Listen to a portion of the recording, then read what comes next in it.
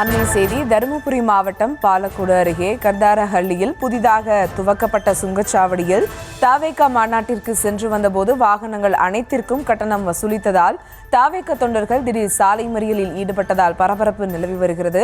மேலும் விவரங்களோடு இணைகிறார் செய்தியாளர் வெற்றிவேல். வணக்கம் வெற்றிவேல், விவரங்கள்.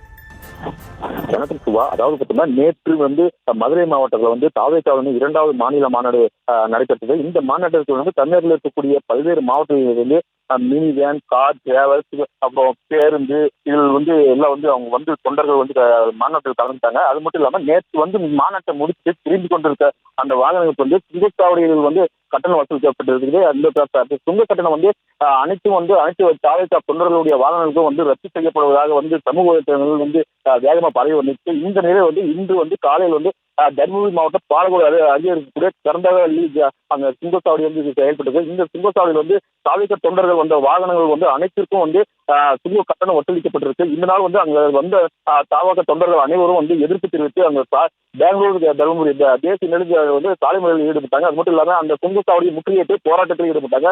அந்த சம்பவத்தில் சம்பவ இடத்துக்கு காவல்துறையினர் அவர்கள் சமரச பேச்சுவார்த்தைகளில் ஈடுபட்டு அவர்களுடைய கட்டணங்கள் ரத்து செய்யப்படும் தெரிவித்ததுனால அவங்களுக்கு திருப்பி கொடுத்ததுனால அந்த போராட்டமானது நிறுத்தப்பட்டது. அது மட்டும் இல்லாம அந்த போராட்டத்தால் தேசிய நெடுஞ்சாலையில் ஒரு மணி நேரத்தில் போக்குவரத்து பாதிக்கப்பட்டது. இதனால் அந்த வழியாக செல்லக்கூடிய பணிக்கு செல்லக்கூடியவர்களுக்கும் கல்லூரி, பள்ளி கல்லூரிக்கு செல்லக்கூடிய மாணவர்களும் பெரும் சிரமத்துக்கு ஆளானாங்க.